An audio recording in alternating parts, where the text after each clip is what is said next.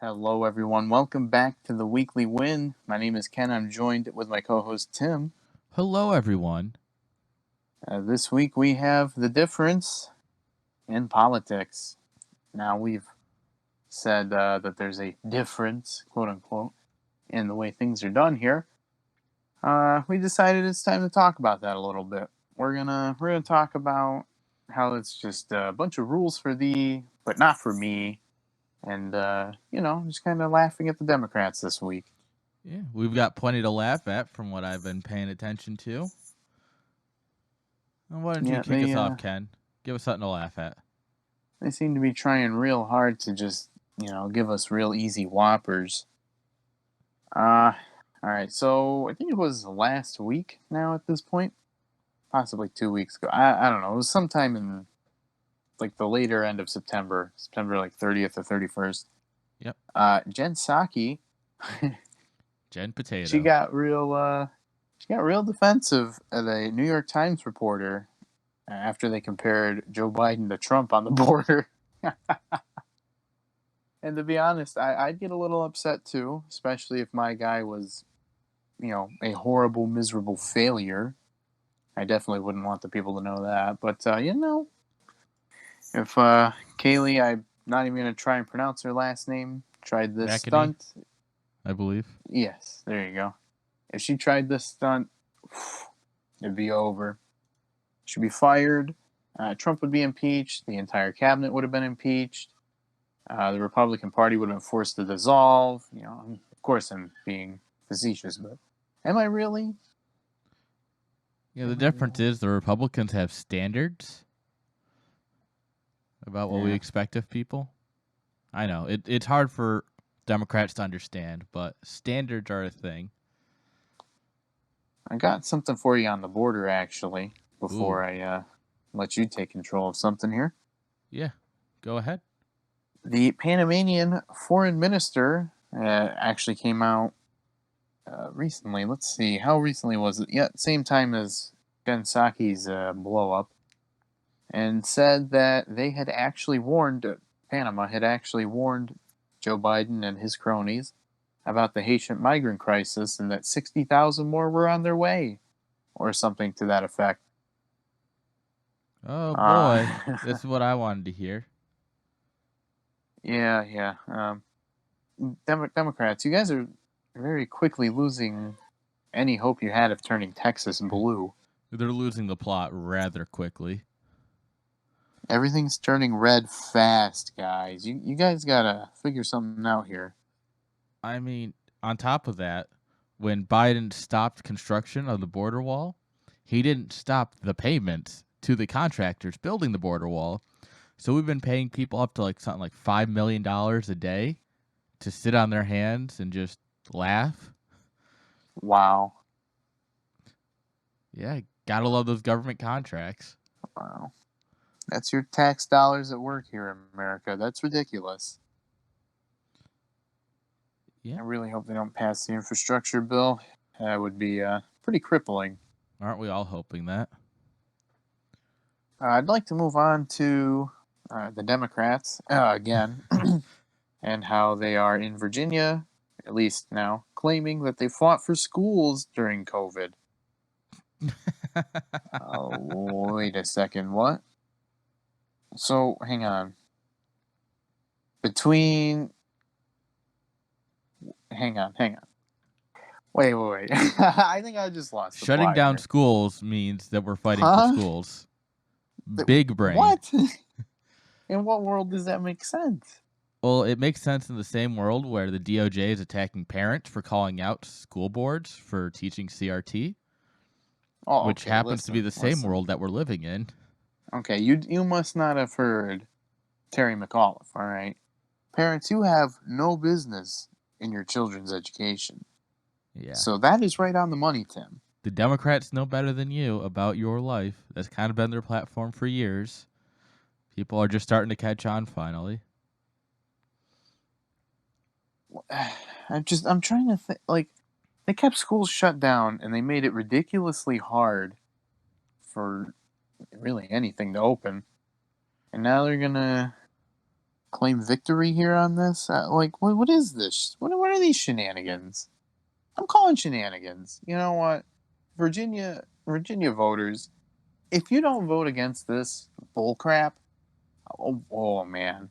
If you guys don't vote against it, I hope he ruins your state. I really do. No, I'm kidding. I'm kidding. If we can I don't jump want to back see that. That would be bad. Yeah. But, you know, I hope you guys do make the right decision. To jump back real quick, I just want another thing about the border. Oh, boy. As the mounting pressure is growing on the Biden administration about doing something, but Jen Potato came out and she said something along the lines of she's kind of tired of being criticized about Biden's border handling. I don't really know how else to put it. How dare Republicans criticize us for how we're handling the border? To sum up her words. You guys are tired of. You're not even a full 12 months into Potato Joe's presidency. You got a long way to go, Jen. Dude, the train's already gone, and you got a long way to go. Democrats are just getting to the station. They've lost the plot. Oh my goodness! I saw a Quinnipiac poll. Mm-hmm. I know they famously oversampled Democrats and stuff, but this one was really telling. They actually had Joe Biden's approval at 38 points. White people in Los Angeles have Joe Biden at 38 points. Thanks, Quinnipiac. Yeah, Quinnipiac, haha. But when the leftists are starting to see the writing on the wall, and they're even starting to report on it now, which is something that you will note your hosts of the Weekly Win have been calling for weeks now. Yeah. It's so bad that Don Lemon himself, Dong Lemon, has come out and said that the Democrats aren't governing very well and Republicans need to do something about it. What? Yeah. I never thought I'd see the day that Dong Lemon and I agreed on something. That the Democrats are not governing very well is something that we can both agree on. And I like to look for that in people. Things we can agree on. He also blamed the Republicans somehow, but, we'll take what we can get. Baby steps. Oh man. Like, how are you going to blame the Republicans when they don't have a majority? I don't know. How That's the difference, Ken. Man. That's the difference. Yeah, I guess it is, man. I guess it is. We could sit here and talk about Nancy Pelosi at the San Francisco hair salon and a gajillion other examples. But there you go. That's just some of the differences that we've spotted the past week alone. Well, speaking of majorities, go right ahead. We have a new Supreme Court term. And Tim, yes, you have been very excited about it. So why don't you give us the rundown on that? I am looking forward to the new SCOTUS term. There's a handful of cases that should be on the watch list for everybody who's interested in SCOTUS or freedom or America. Well, right now we're leaning towards a 6-3 majority for conservative-leaning judges, right? It's not quite official. You have a swing judge in there, but more importantly, abortion is finally pushing its way to the Supreme Court again.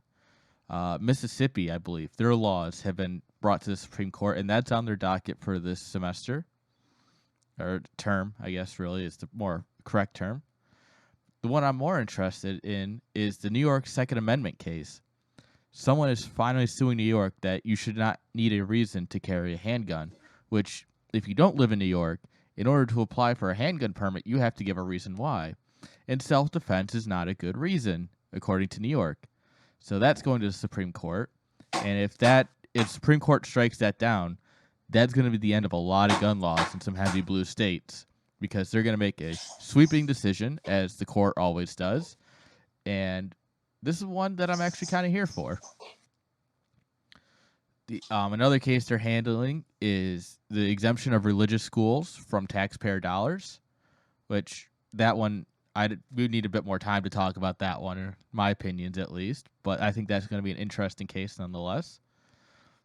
And there's also another ruling out of Harvard, which, if you may remember, a year or so ago, a bunch of Asian students came together with a bunch of evidence that Harvard was discriminating against Asians because they wanted more black people in their school to look more culturally diverse. But since Asians were too smart, they kept getting in, so Harvard had to start denying them because they were Asian. So that's going to Supreme Court to talk about, can you really deny someone because of their ethnicity? And I think those are they're really the interesting cases of the next term. And you never know what else might pop up, but just keep those on your radar. That's certainly a lot. I still live here in the great state of disappointment. I mean, New York for the time being, anyway. So I'm pretty interested in that case on demonstrating special need.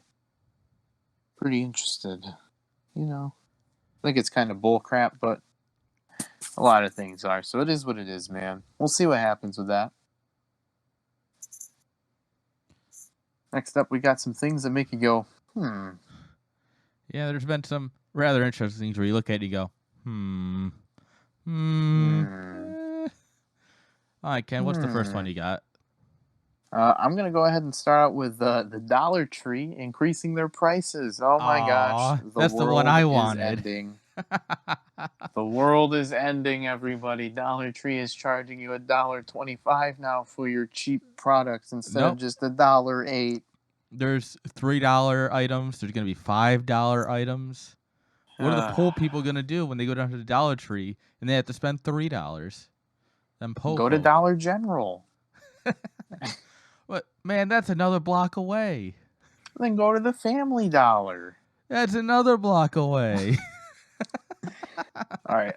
If you can't tell, we grew up in a city where they were on every block. It's really not the end of the world, everybody. It'll be just fine. All right, money comes and money goes. I'll grab an interesting one. No one outside of China is allowed to attend the Beijing Olympics.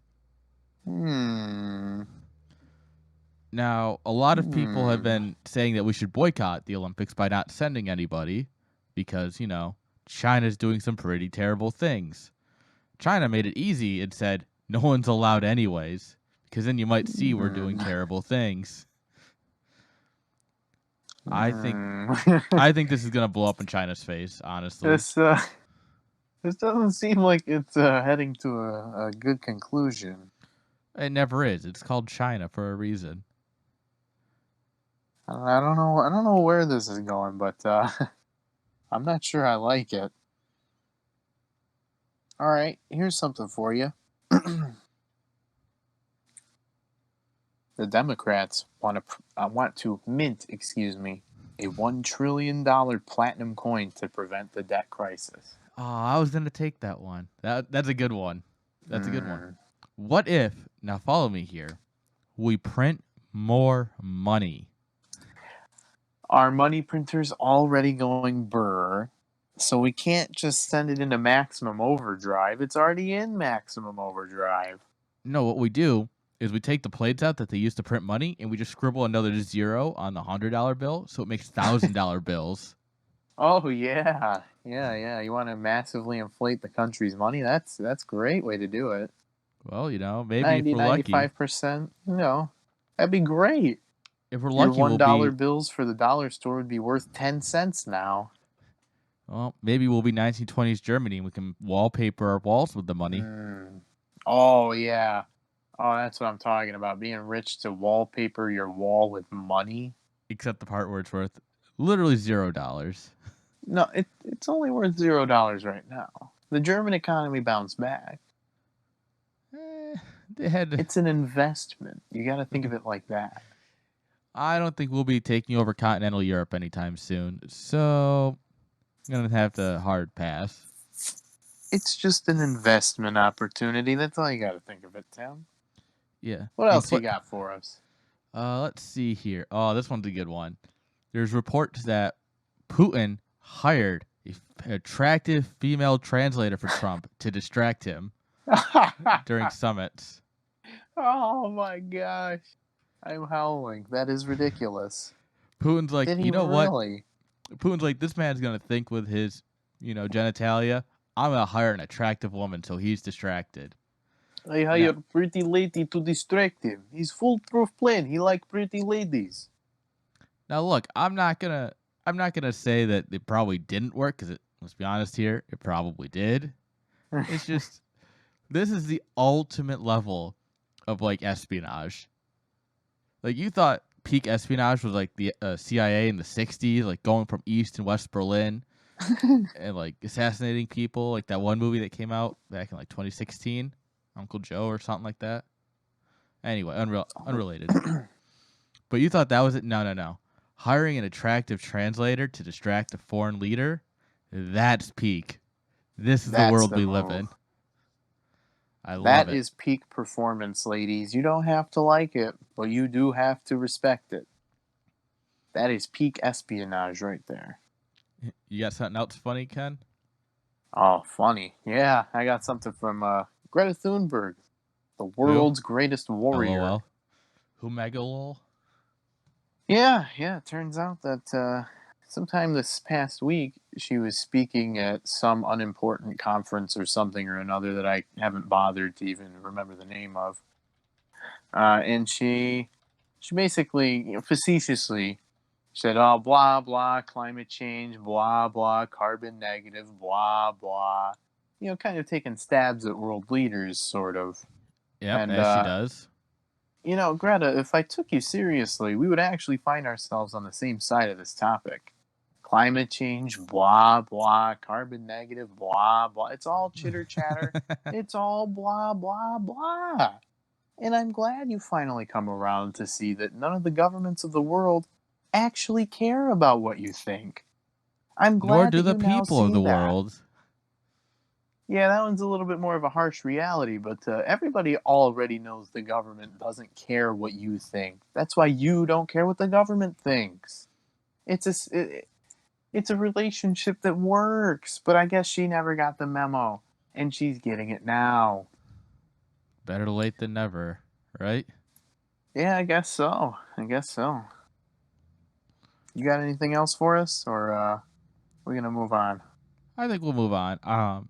Next one is a very interesting topic to me specifically, but I'm also going to broaden it out a little bit to talk about a quick podcast update. So I'm going to start with the update. As you might have seen, we got a new logo. We talked about it in our short. If you missed it, it was a rather interesting one talking about the Facebook situation. I would recommend going and listening to that. But our good friend Drecky here made us a logo. It's a lot better than what we came up with to start. So that's a thing. Also, below, you'll see that we have condensed our description to just include a link tree that has access to our Substack, our website, fan mail if you want to just harass us. Honestly, just go right ahead. We don't really care. We got nothing better to do. And among other things, we started a Discord server where you can come in and help make fun of people with us. Or you could make fun of us. Really, Honestly, it's your choice. We don't care. yeah. So if you're really interested in hanging out with a bunch of idiots, that's going to be the place. It's actually going to be rather intelligent people, hopefully. So you'll see that down below. And on the topic of the Substack, recently I posted an article. Dan Crenshaw, the new leader of the Republican Party, right? He voted yes on House Bill 4350, which is claimed to be the military funding bill. However, as any bill you might see in the government, it does a lot more than that. He claimed that passing it was integral because it funded the military and that there was no reason not to vote for it. I then spent about an hour reading over the bill, found several reasons why you shouldn't vote for it, wrote a very long response, which I should recommend that you all read. It's in our Substack, which is in the link tree, which is down below. And overall, it's a really bad bill. There's a lot of things in there. Red flag laws for our military. It's talking about being able to just expel people from the military because you don't like what they post on social media, which, of course, Biden will have direct control over what the limiters are on that. bunch of other stuff. Would recommend you take a look.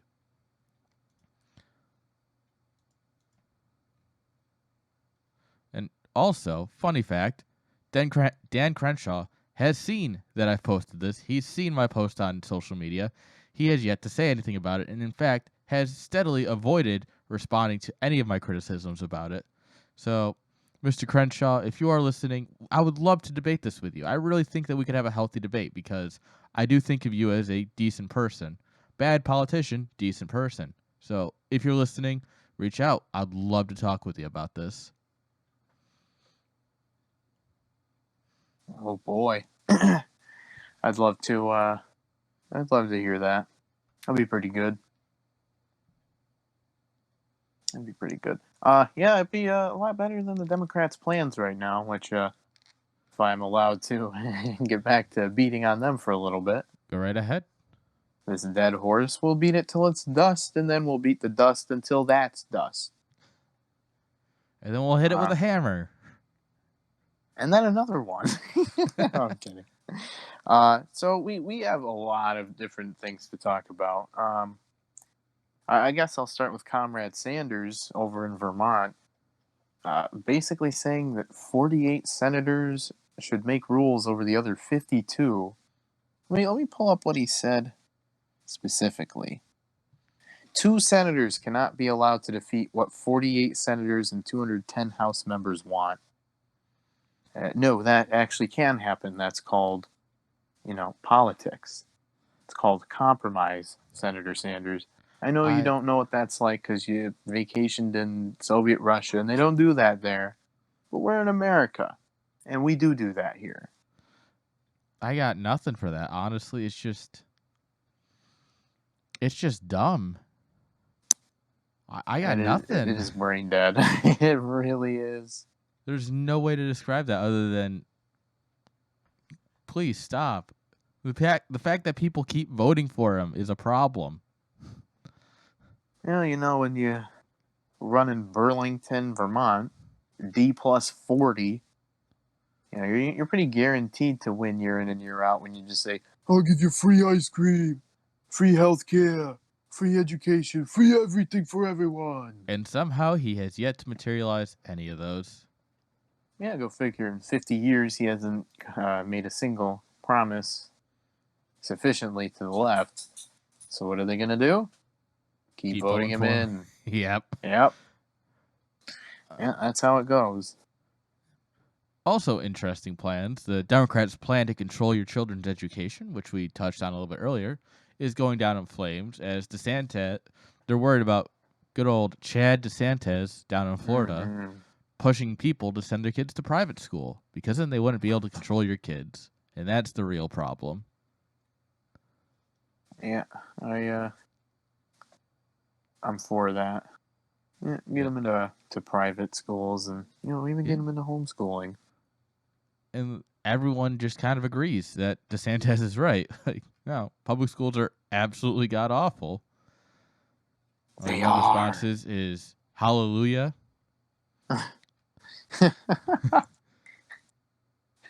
Not seeing the problem here. Like, people, the Democrats try to make you think that we're in a minority here. We're not. A lot of people don't want their kids wearing masks. They just won't admit that because they're the ones in power. Yeah, don't you love what power does to corrupt people? It's great, isn't it? Now, the Chamber of Commerce doesn't seem to think so. They said that they're actually going to stop endorsing Democrat candidates who vote for the $3.5 trillion infrastructure bill. Is it infrastructure anymore? Or can we just call it the spending bill? I think we can call it the spending bill. All right, so they'll stop endorsing Democrats who vote for the $3.5 trillion spending bill, which a lot of these same Democrats in the House, the squad, want to tie up into the budget reconciliation bill, which won't pass. Oh my gosh, because they don't want to put something about the Hyde Amendment in there. Yeah. And Joe Manchin will not push anything forward to the president without that in there. So, what a good man. Well, something that the Democrats and the press have in common, besides political ideology, is that Biden won't answer them. Wow. That was good. So, Jen Potato talked about how when he ignores reporters, it's because he just doesn't want to talk about it. It's not what he wants to talk about, so why should he answer your questions? That's just not what he wants to do. Yeah, you And filthy peasant. then he did a meeting with Congress, and then the staffer stopped him from answering Democrats' questions. It's just, no, you guys can't ask him questions. You can't ask our leader questions. That's just rude. Yeah, a healthy democracy operates by not asking your leaders any sort of questions at all. Or being Don't you stopped from remember asking that's them what we did with questions. Trump? Yeah. Imagine if Trump's staff for any one moment said, we're not taking questions. Just imagine.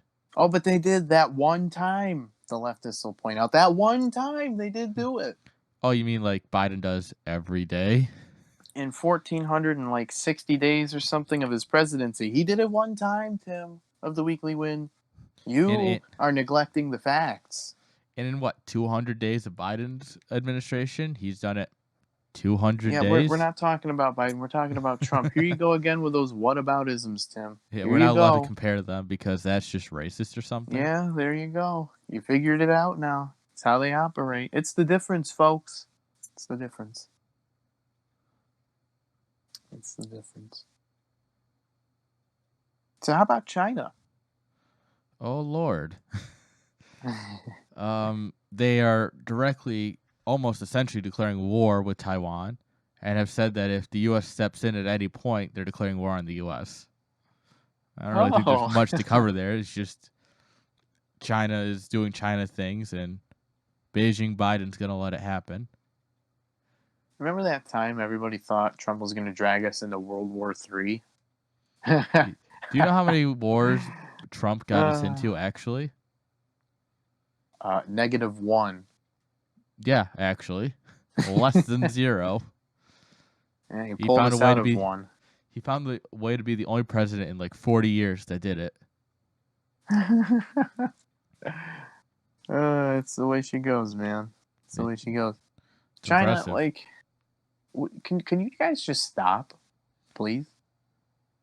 Just please. Winnie the Pooh wants to conquer the East Asia, and he's going to conquer the East Asia. I guess because we have Joe Potato Brain Biden running the show. He's not going to do anything about it. He's not going to do diddly.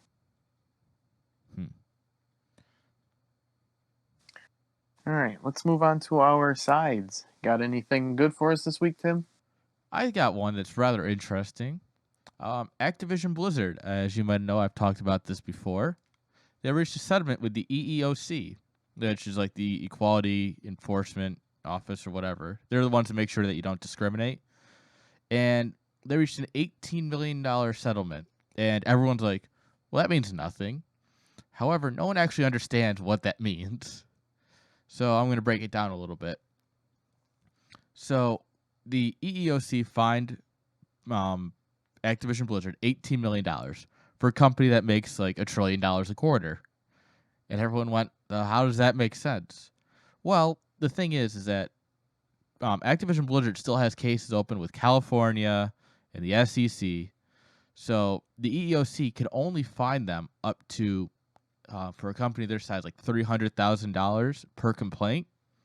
So when you do the math, it's 60 complaints that have come out that they put money aside for. This money can only be used to either pay people that have complained or be given to charity or go forward into helping increase diversity in their company. This does not affect their case with California or with the SEC or with anyone else who files a suit against them. This is specifically for discriminating against like women that are pregnant or want to get pregnant and harassing women. That's all this covers, and unfortunately people don't quite understand that, so they just assume that this means nothing. But in fact, most actual government agencies suggest that you settle with them because the government doesn't have the resources to sue everybody. So while this might not look like a lot, it's going to be very interesting in how this leads into Activision Blizzard versus California.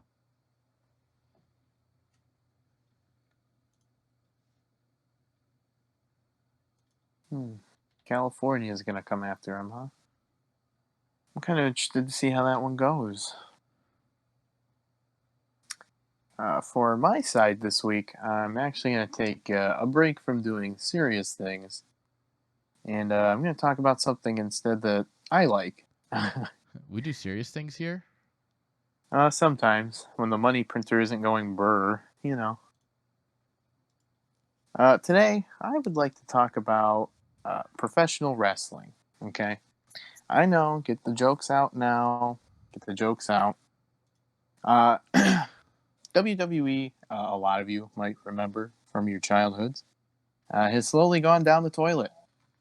Their television is borderline unwatchable, and yeah, I really don't watch it. It sucks. The stories suck. A lot of a lot of it sucks, man, and a lot of it is because of nobody's allowed to use their creativity, and the guys that are allowed to use their creativity and they get over massively, they get cut, they get suspended, and all sorts of wacky zany things. AEW, All Elite Wrestling, does not have this problem. They pretty much let you do whatever you want to do. Tony Khan's a pretty cool dude, a big wrestling fan, and he usually signs off on all the big stuff. The I like to call it the good stuff, but not everything's a home run. It's all right, it happens.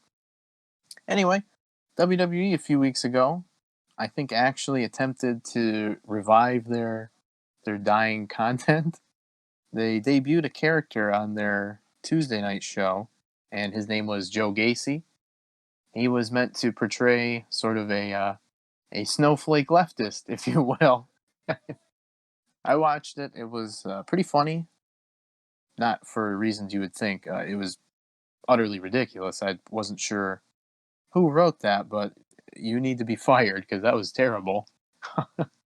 Anyway, WWE just the very next week completely cut the character, completely cut the gimmick, and said that they had had enough because they don't want to deal with that right now. Shame on you, WWE. You're making great TV happen for a few weeks there. Now I think you're making some poor decisions. Make some better decisions, please, and you might earn some viewership back. It's the only tips I have for you this week. That's about Well, all from me, though. you expect people to make good decisions, Ken. There's your first mistake. Come on. Yeah, I guess so.